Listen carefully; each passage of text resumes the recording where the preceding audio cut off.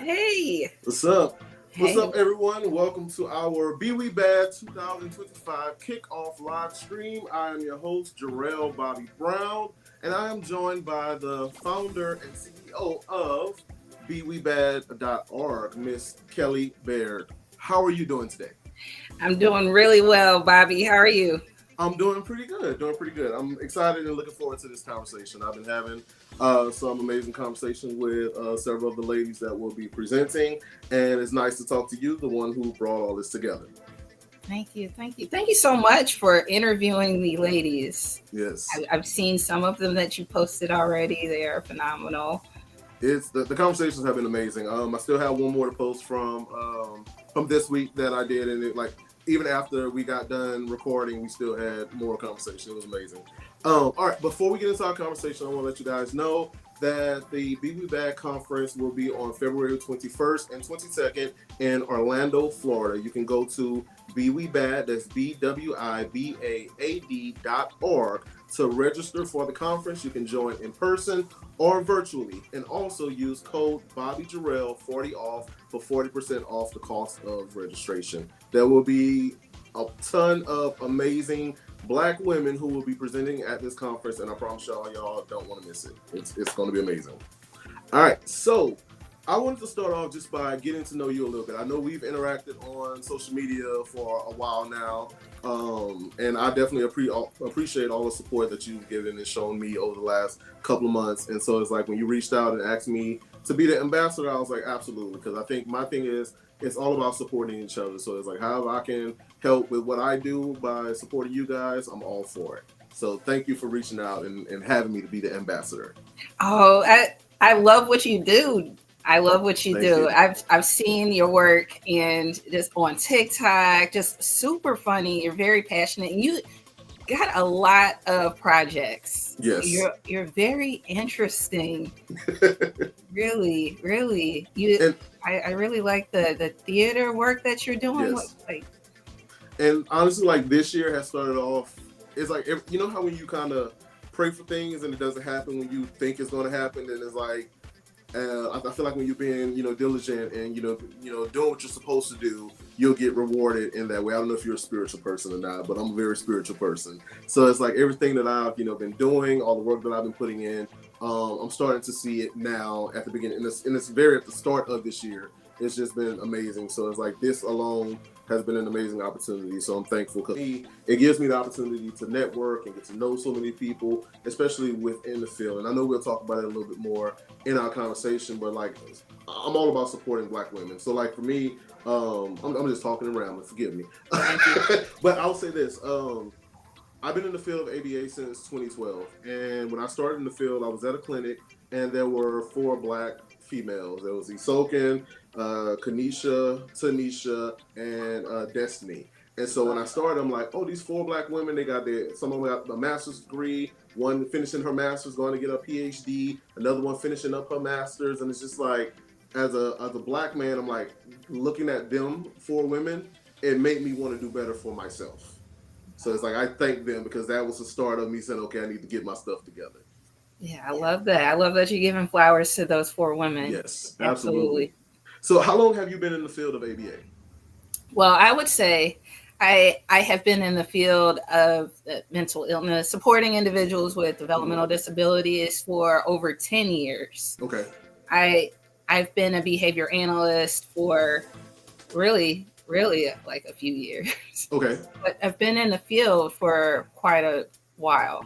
Mm-hmm. And I started off in direct support. I was a direct support professional in residential homes with adults. And that's my jam. I love adults. But when working with those adults, there were also behavior support plans. And that's why I came into contact with ABA. So I've always been intrigued about that. And then I ended up going to school for it and became a behavior analyst. I've also learned that I really like supporting clinicians because I've started off doing the frontline work. I have different perspectives. I also have a kiddo that has autism, non-vocal, and as a recipient of ABA services and also providing those services as well, it gives a different perspective. Nice. So, like, actually, one of the conversations I had, I think it was with Miss Olivia, who will be presenting. Yes, Miss Olivia Hurd. So, Yes. she's actually doing her presentation is on empowering change, the dismantle of ABA and residential services. And so, like, during that conversation, it was very enlightening for me because what she's kind of focusing on is like later years. So like when their individuals are older, dealing with dementia and other health issues, how can we apply ABA to those settings? So it was, for me, I kind of got into the field because I worked at a residential facility years ago, didn't know anything about ABA. And so my mindset was there has to be something that we can do at an earlier age to help prepare these individuals for when they are living in a residential facility, whether they be like in their 20s, 30s, 40s. And I never thought about 50s, 60s, 70s, 80s. Yes. Because like, the babies that we work with right now, 3, 5, 7, 10 years old, it's kind of, my mindset has always been, okay, I want to prepare them for school. I want to prepare them for the work world. But it's like I never thought that far into the future. So I'm definitely looking forward to Olivia's presentation, because I think that it'll be very eye-opening, because there are so many people out there that are of age that no one's providing any kind of treatment for them. Mm-hmm. No, I agree. I agree with you. And I am looking forward to Olivia's presentation on that. I think that the thing is, in our field, majority of behavior analysts work with the autism population. Yes. And specifically children. Well, kids are only kids for like 18 years, right. And then you got the rest of your life right afterwards. So it's very important. It's a very important population to support the adults, because people that need those levels of support, some people need it a lifetime, and that's way more than 18 years. Right. So working with that population, I also realized that it's very important to disseminate that work in the scope for that population. So if anybody is interested in working in the field, think about the adults too. Please open it up to working with adults. Adults need the services too. Absolutely. I think because I've been in the field since 2012, and so over the years, the way I guess soak up the ABA information is trying to apply it to my everyday life. So it's like, it's small things that I'm like, oh, that's this and that's this. And so I've always been like passionate about ways to apply ABA outside of just dealing with individuals with autism. So like for me, I did life coaching course certification. My timeline is so messed up. I think maybe 2 years ago. I don't know. But the reason for doing the life coaching course is because I dealt with a lot of people, just everyday relatives, cousins, aunts, even my mom, with things on like, okay, how do we reduce this behavior, whether it be smoking, drinking too much, whatever it is. And so I wanted to do life coaching and apply ABA principles to that, to teach everyday people how can they make significant, meaningful changes to their own behaviors. And so for the last year, I kind of did like an impromptu experiment on myself. So the end of 2023, I went to Jamaica and I had a blast. I was on the stage cutting up, doing foolishness, had a great time. And I remember talking to my therapist about it, and she was like, well, why do you feel so confident away from home and being able to get on stage and be who you are? And so I told her, I was like, I don't know. I was like, here in the States, I'm more reserved. I'm more closed off to myself. And so she was like, well, what's the worst that could happen if you were to do the same things you did here? I was like, nothing really. And so she was like, well, think about it. Anytime you're in a situation where you want to talk to somebody, you want to get up and make a fool of yourself, you want to have fun, you want to go out and do things, ask yourself, what's the worst that could happen?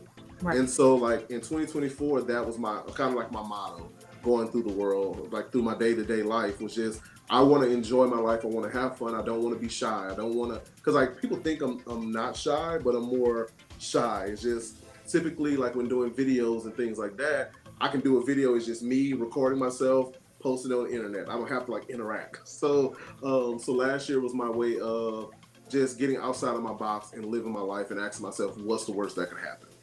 And last year was an amazing year for me.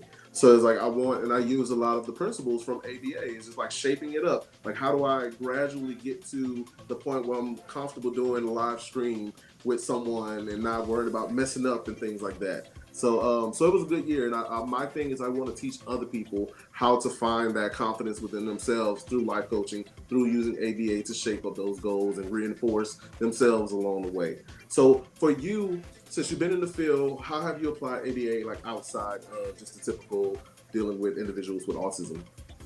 Oh wow, it's a good question. Right now, I'm in the OBM space and creating spaces for people to have opportunities to utilize platforms to amplify their voices, to improve the trajectory of their careers. Mm-hmm. I get non-public testimonials from people that I've come into contact with mm-hmm. when they use this platform. Like, they've been reached out to for opportunities, and I think that that is an enhancement in life, because if you have an enhancement in life, that is improving the quality of life, I would say. Right, absolutely. So I would say that that's all I'm trying to do is a little better each day with the tools that I have. I'm just trying my best. Nice. And then, like, I wanted to do OBM, and it's something that's on my list of things to eventually do. And it's always been like, I'm like, okay, I'm gonna do it, but life happens and just get overwhelmed with everything else. So it's like, it's definitely one of the things that's on my list of tools I want in my toolbox. So, all right, when it comes to BWIBAAD, let's talk about that. How did BWIBAAD come about? Hey, Rama. Got to give a shout out to Rama. She's on the newsletter team. Nice. BWIBAAD Dream Team. Just got to give a shout out. Hey. Okay. I'm sorry about that. No, you're good. So how did BWIBAAD come about? Oh, yeah. So it came about. To be honest, it came about. I'm going to give a shout out to Andre Anderson. He coined the Black Male BCBA Day, right? Okay.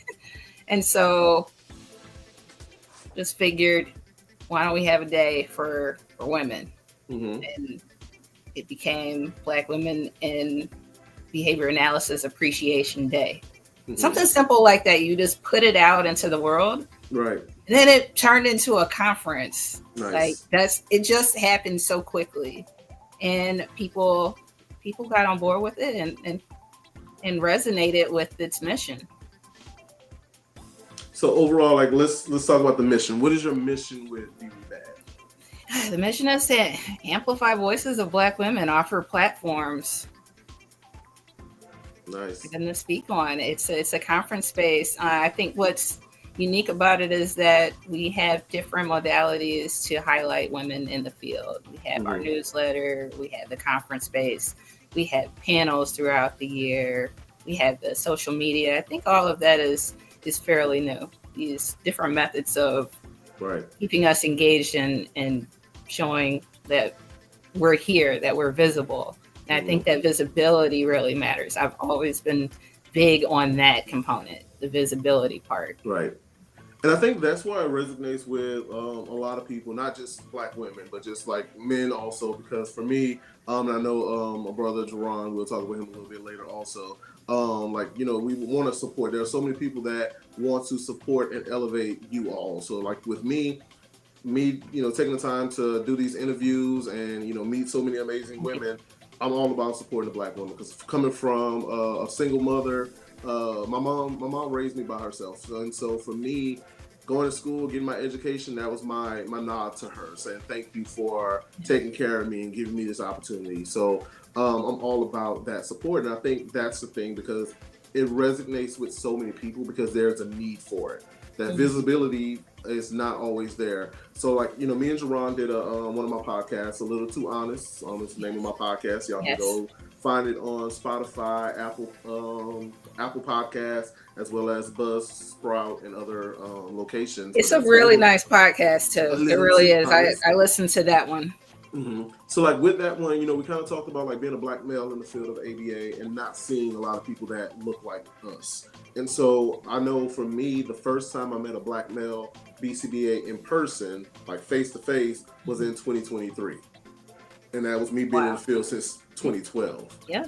And so it's like, there's like, I'm with Jerron, like, he did, he has black men in behavior analysis. And so it's so important for that visibility. Yes. So how do you think, like, we want that visibility out in the atmosphere, but how do you think it impacts like this the day-to-day when it comes to like clinical work, the OBM side, and actually having people that look like us in those positions, working with the kids, working with staff, and all of that? How important do you think that is? I think it's very important. I think that if you're able to connect with like-minded people, there's this shared, is it shared adversity? Where it's like, like I know what you mean. Yeah, if you have these shared experiences, you can connect with those people and support each other and have this community of support. Because collectively, when we're together and supportive, we can network, we can offer tools, and it's just more genuine as well. And absolutely, when you have that support, again, that enhances the quality of your life. When your life, and as a clinician, when your quality of life is good, then you can offer the optimal services that you can provide to your customers, and also that culturally responsive, compassionate, being able to connect with your clients is important as well. So then you can have the best treatment outcome. Right.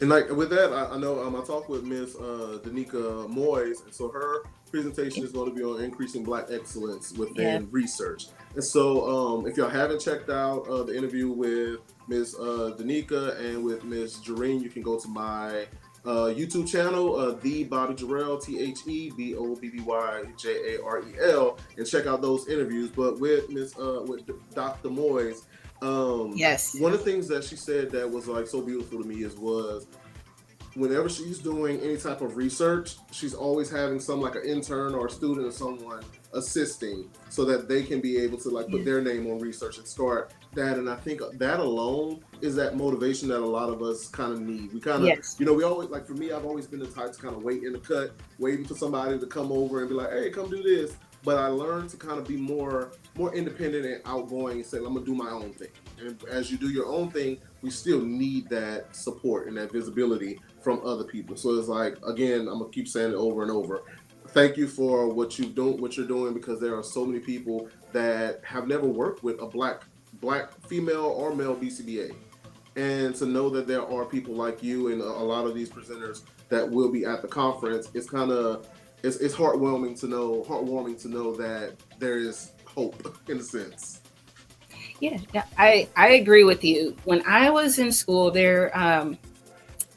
luckily I ran into it was a Black instructor, and she told me that I have a presence. You just don't know the words that you send to people, how it can truly manifest and do something.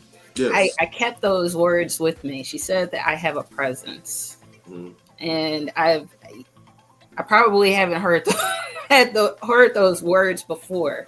And also, I don't think if she wasn't one of the instructors there, I probably would have left the program. I don't know. Right. It was just very inspiring. Right. So those moments, having people that you can truly connect with, and those seeds that you plant in people are very important. And I take that with me. Any good thing that I take from any place that I go, I take it with me and try to incorporate that wherever I go to. Nice. Like for me, I think growing up in the field, not having any Black female or male supervisors I wanted to be that representation. And so even now, like when I have interns, I always tell my interns that, like, you know, if you're going to go out into the world and become a BCBA and do whatever you want to do with your certification, I want to make sure that you are putting your best foot forward, that you're learning as much as you can and giving your 110%, because I don't want you to go somewhere and be like, oh, do you know Jarel, the BCBA? He was my supervisor. If you out there in the world and like, Right. and like you're not doing what you're supposed to, I don't want nobody to be like, well, I know Jarel, but you work with him. So it's like I have like I had one female that I used to work with. When I met her, she was an RBT and she was studying for her BC ABA at the time. And so I worked with her for just a couple of months, and like she started using like some of the techniques and things that I was like teaching her. And so, like, fast forward, I met another one of her techs that I currently work with, who's an intern. And she would tell me, like, oh, yeah. And her name is Carletta. Hey, Miss Carletta. I don't know if you know Carletta. her, but one of her other techs, Donovan, would be like, oh, well, Carletta showed me this and Carletta showed me that. In the back of my mind, I'm thinking to myself, I showed Carletta that. So it's like, it's good to know that like there are people that want to learn and that are soaking up that information. And I always tell my interns and my technicians, I want to be a student forever. So it's like, for me, no matter what I'm doing, I'm always going to continue to try to do better and try to learn more. I never want to get to the point where I'm like, okay, I know it all, because nobody will ever know it all. Right. And so, but yeah, I think that with this conference, you kind of created all of it. So like, and I don't want you, let me see, you might not want to answer this question because I don't want you to play favorites or anything like that. But are there any particular topics from the conference coming up on February 21st in Orlando, Florida, that you're kind of looking forward to a little bit more? I knew you would ask something like that. I don't want to show favoritism towards any of the presentations or the panels or the workshop. Any of the sessions that we got, they all uniquely are great. I can confidently say I want to see each and every one of them. I am big on community engagement. Okay. Big on community engagement. And so there is a panel. There is a panel on community engagement. It's the using community engagement to foster relationships for organizational growth and client relations. Okay.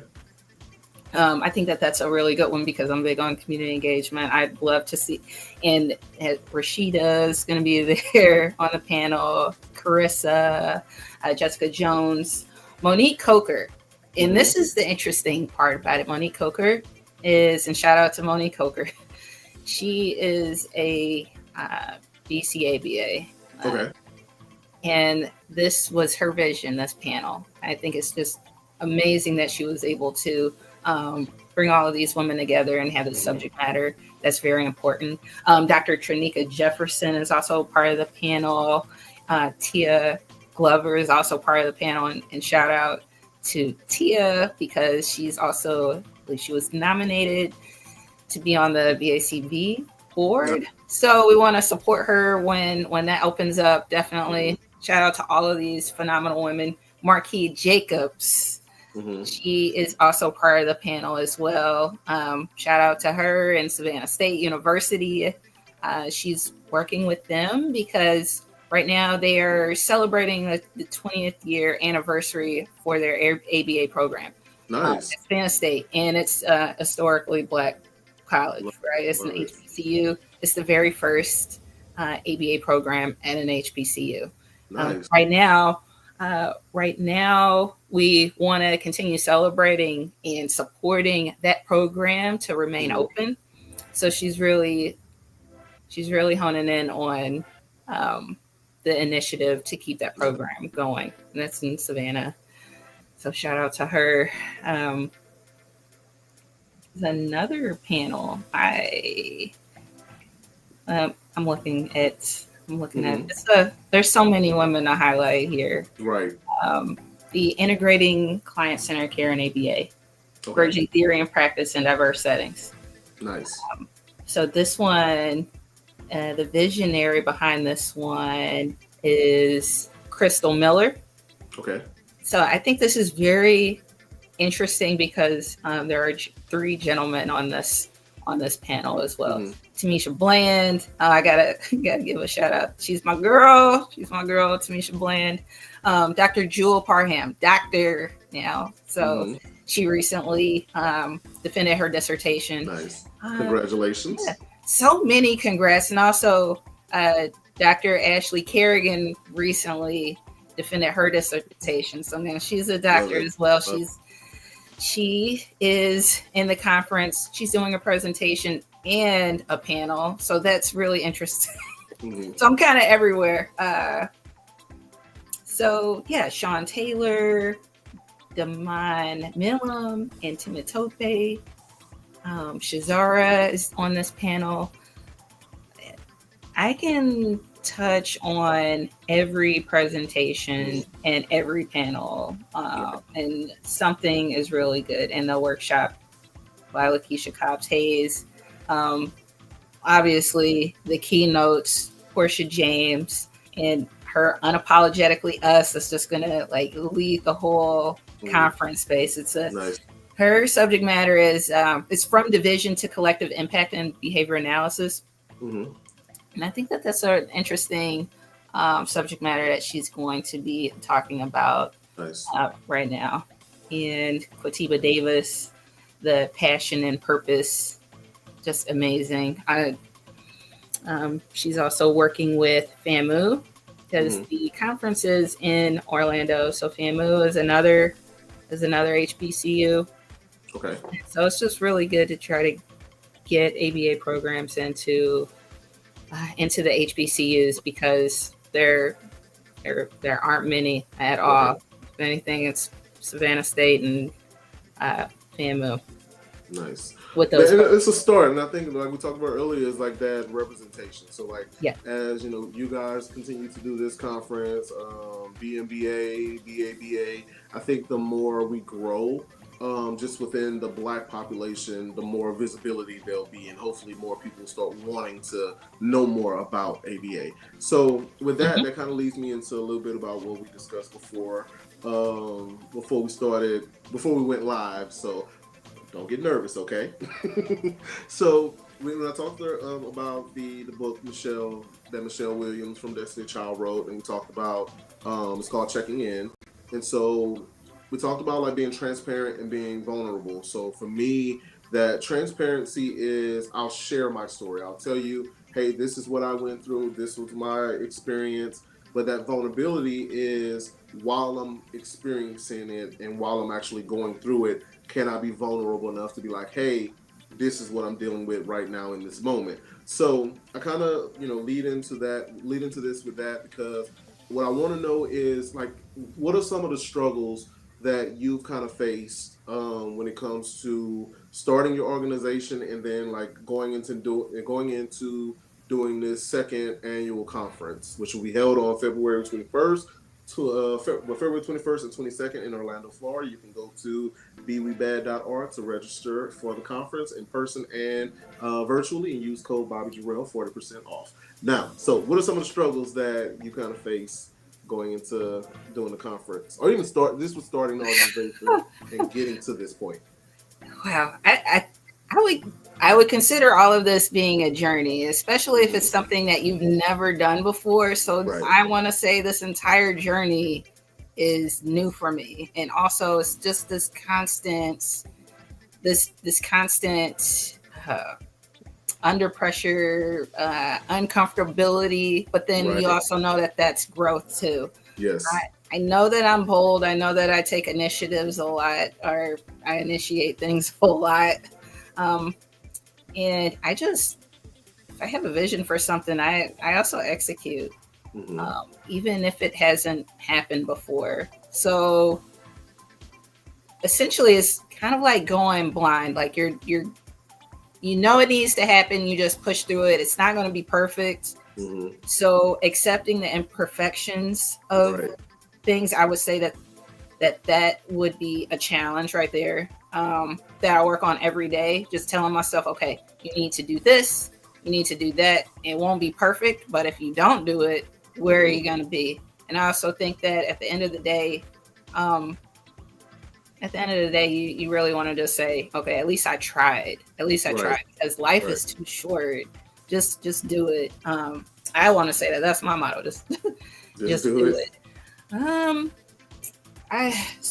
want to say that it's a huge difference with getting women to do this conference space from virtual to in person. I think that this is a huge transition. I think getting all of the women in the ABA community to see the vision of BWIBAAD, I would say that was something as well, because obviously when you have a vision and no one else sees it, you have to work at it until other people can see it. And then it doesn't really manifest until it happens. So I knew with the virtual conference, I knew that if we have the conference, everyone will see, wow, this is amazing. So leading up to that point, then having the conference, it supported professionals that may have not had those opportunities beforehand and have the platform to speak on. Some of these women, I'm not going to say it's because of BWIBAAD, but having a platform, again, with these non-public testimonials, when you have these opportunities, other people see you. And then there's more speaking engagement opportunities. There's more opportunities to network and support the collective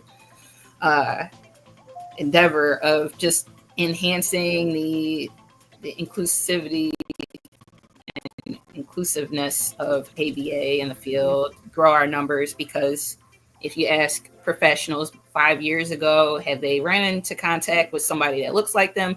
Because I'm just going to throw out there, where Black behavior analysts make up around 5% of the population. So 5 years ago, you ask people, just like you said, you didn't run into someone like another Black male gentleman until 2020, like a couple years ago. 2023.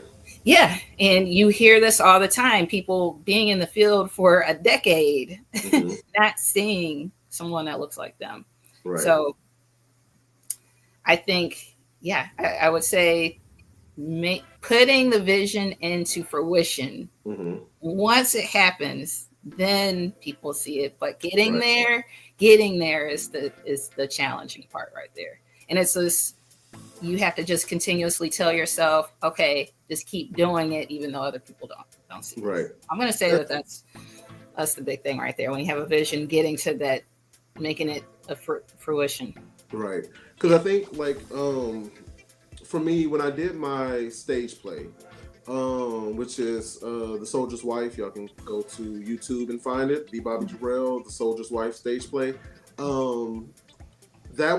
That was something an idea that started in my head. It was like, oh, I want to write this script. And though from there, like creating the characters, creating the lines, and then having a full completed script. So it's like, now how do I bring these people on this page and actually bring them to life? And like saying, this character is this person, this person, this person. And then from there is like creating a set. And all of that, for me, it was literally the next day after I did my stage play that it all hit me.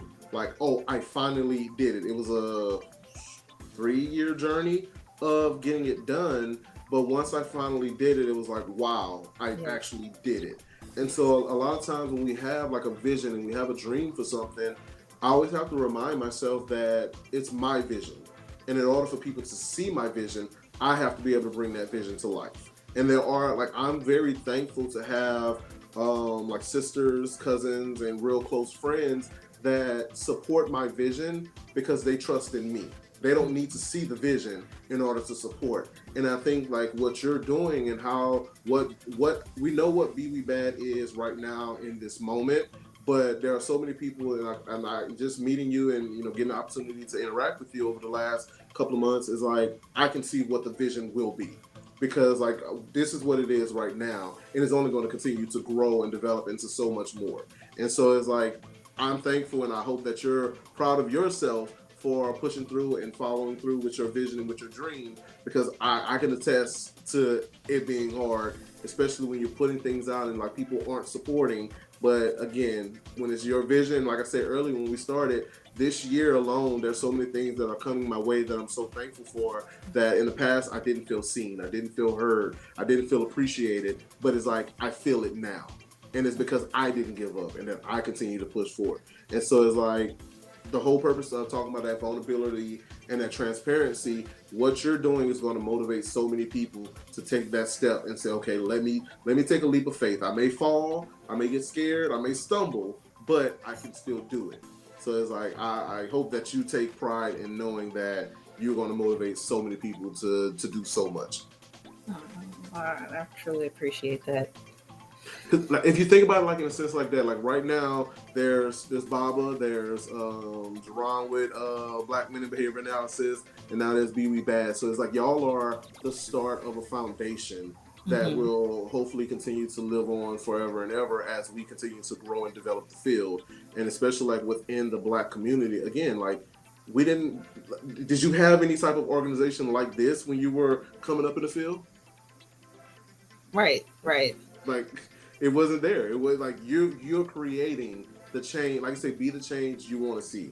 You have created that change, and so like I want you to make sure that you are proud of yourself for what you're doing, regardless of the struggles. Yeah.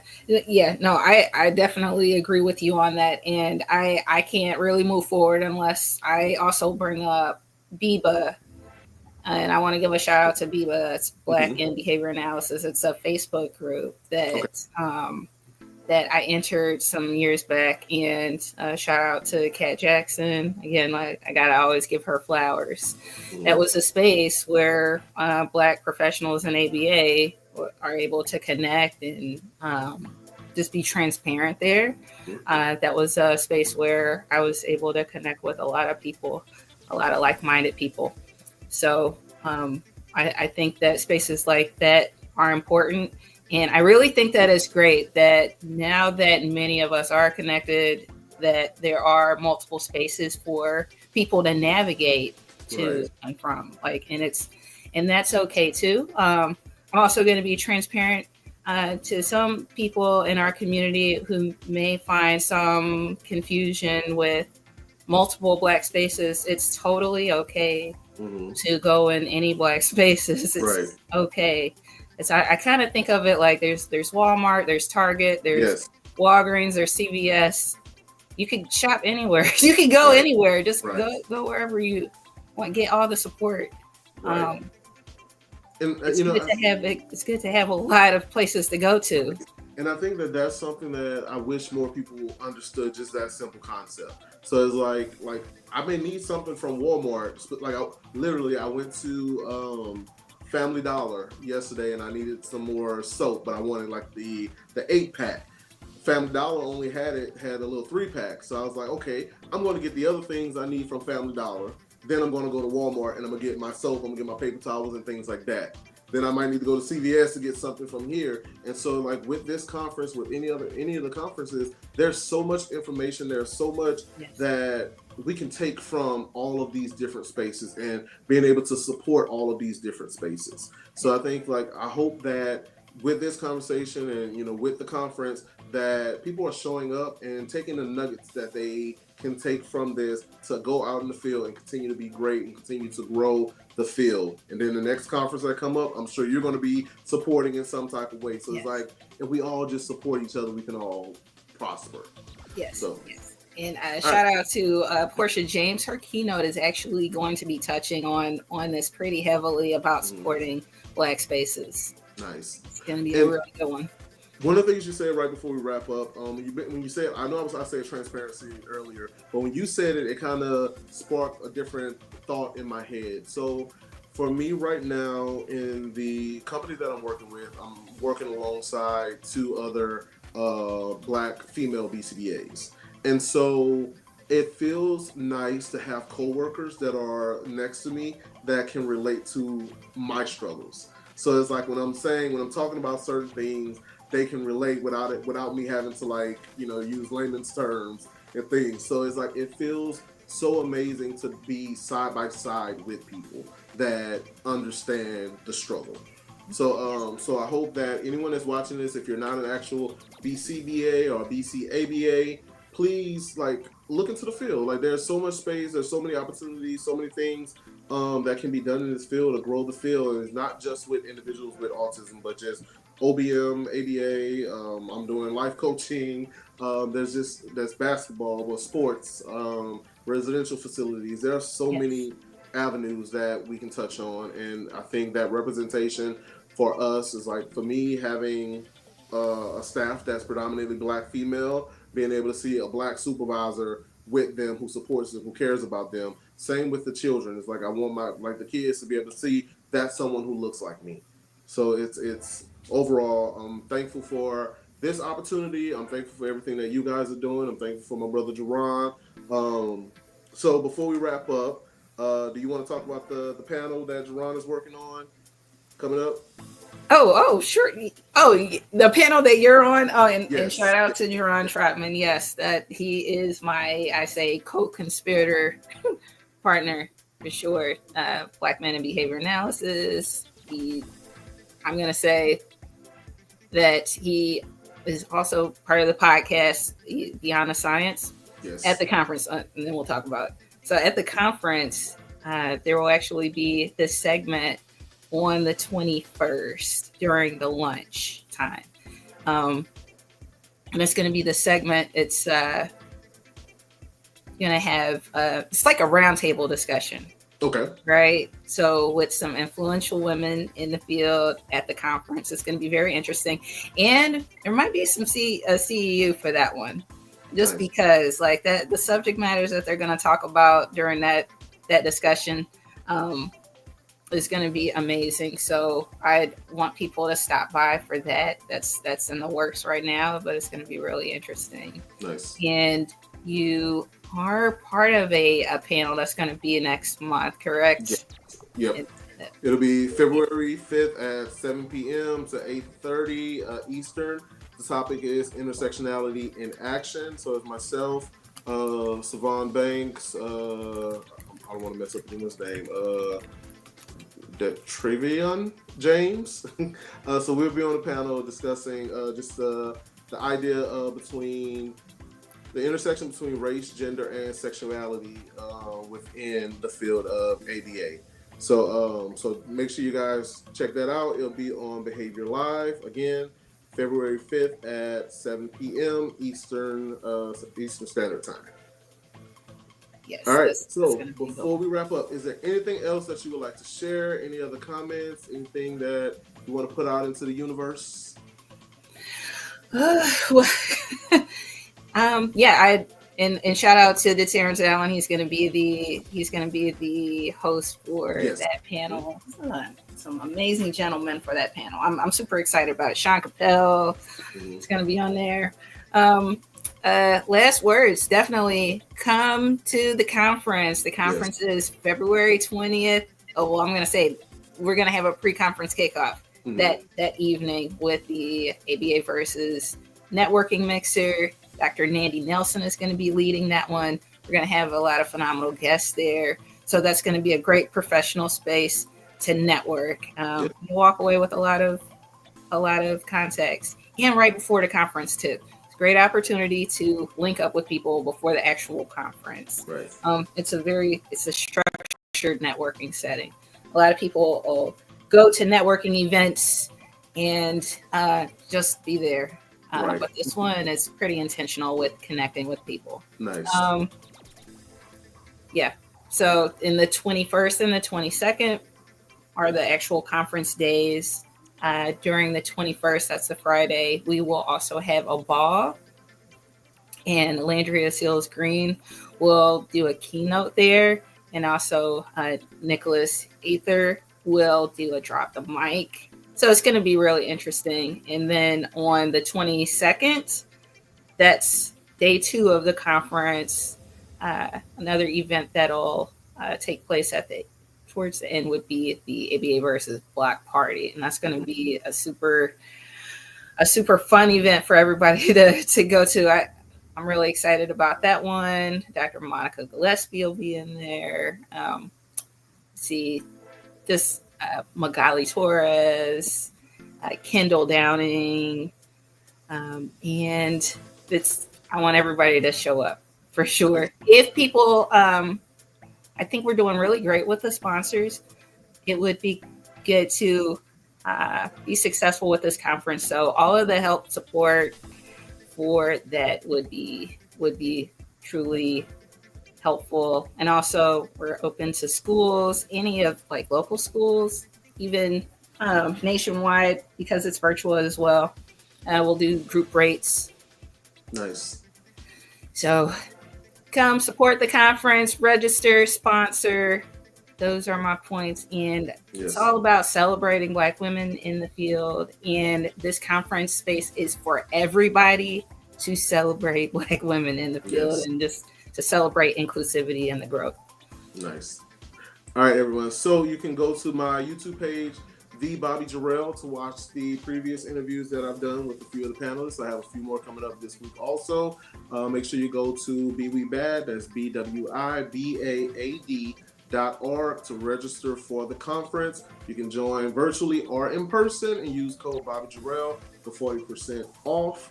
And it's something that you guys don't want to miss. There will be amazing women who will be presenting on some topics that are very beneficial for our knowledge and experience within the field to continue to grow and develop the field and the people that we work with. So we hope to see you guys there. Ms. Kelly, thank you again for this opportunity. I enjoyed talking to the ladies. I enjoyed talking to you, and I wish you nothing but the best of luck for this conference and many conferences to come. Thank you so much. Thank you so much for this interview and interviewing the ladies and just blessing us with your presence. I appreciate you. Thank you. Thank you.